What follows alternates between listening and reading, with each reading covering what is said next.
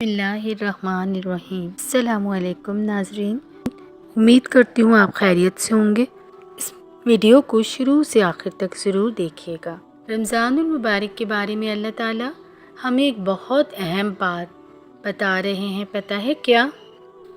ये कि रमज़ान इतना मुबारक महीना है कि इसमें सब शयातीन जकड़ दिए जाते हैं। सो हमें इन शयातीन से पाक दिनों में वक्त गुजारने की तैयारी करनी चाहिए। अल्लाह ने भी हमें इस महीने की बेहतरीन तैयारी का हुक्म दिया है, लेकिन सबसे पहले हमें ये जानना चाहिए कि हमें रमज़ान की तैयारी क्यों करनी है। ये सिर्फ़ हुक्म इलाही है और रोज़ा रखना ही सिर्फ इस रमज़ान का मकसद है, या इसमें कोई हिदायत से भरपूर हिकमत छुपी है। सूरह बकरा में अल्लाह ताला फरमाते हैं, ऐ ईमान वालो, तुम पर रोज़े रखना फ़र्ज़ किया गया जिस तरह तुमसे पहले लोगों पर फ़र्ज़ किए गए थे, ताकि तुम तक़वा इख्तियार करो। कुरान की आयत हज़रत मोहम्मद सल्लल्लाहु अलैहि वसल्लम के हुक्म की तस्दीक़ में नाजिल हुई थी। जब हज़रत मोहम्मद सल्लल्लाहु अलैहि वसल्लम मदीना हिजरत करके गए थे, सो देखा कि यहूद के यहाँ आशूरा का भी रोज़ा रखा जाता है। तो आप सल्लल्लाहु अलैहि वसल्लम ने फरमाया कि हम मुसलमान इसके ज़्यादा मुस्तहिक़ हैं। सो आप सल्लल्लाहु अलैहि वसल्लम ने अयाम बीज़ यानी हर माह के 3 रोज़े रखने का हुक्म दिया था।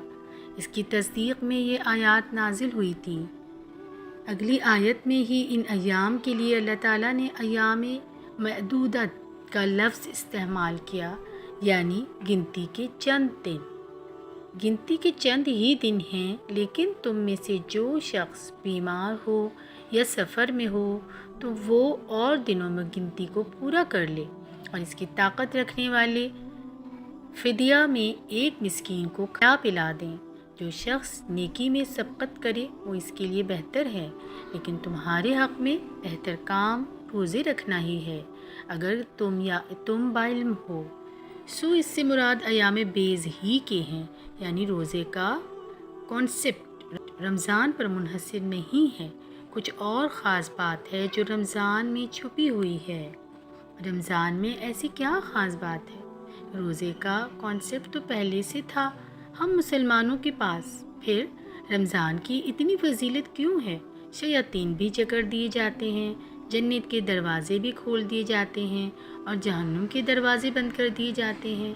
क्यों? इस क्यों का जवाब अल्लाह ताला ऐसे देते हैं।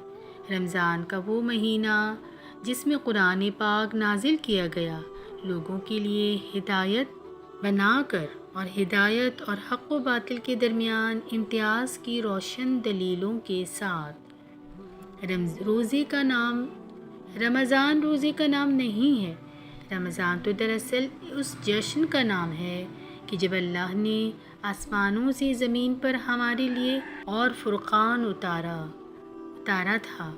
जन्नत के तमाम दरवाज़े खोल दिए गए थे, शयातीन जकड़ दिए गए थे और मुक़द्दस कुरान को इस ज़मीन पर उतारा गया था। किसके लिए?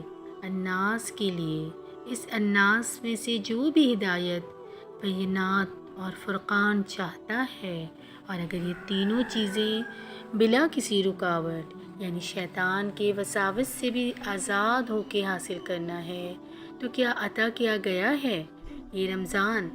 इस रमज़ान का मकसद सिर्फ़ रोज़ा नहीं है, रमज़ान का मकसद कुरान है। सीधा सीधा आसान तरीक़े से किसी भी रुकावट के बग़ैर अपने क़ल्ब तक पहुँचाने का ज़रिया। और इस ही महीने में रोज़े क्यों फ़र्ज़ किए गए? क्योंकि रोज़ा नफ्स को भी कुचल देता है, नफ्स की हलाल ख्वाहिशात को भी रोज़ा रोक देता है। बचने का सिर्फ़ किससे हुक्म है? हराम नफसानी ख्वाहिशात से। लेकिन रोज़े में हलाल से भी क्यों मना किया गया है? खाना पीना नफ्स की ख्वाहिश है, लेकिन रमज़ान में इनसे भी बचने का हुक्म दिया गया है, क्योंकि इस महीने में अल्लाह चाहता है कि हम हर तरह से परफेक्शन को पहुंच जाएं।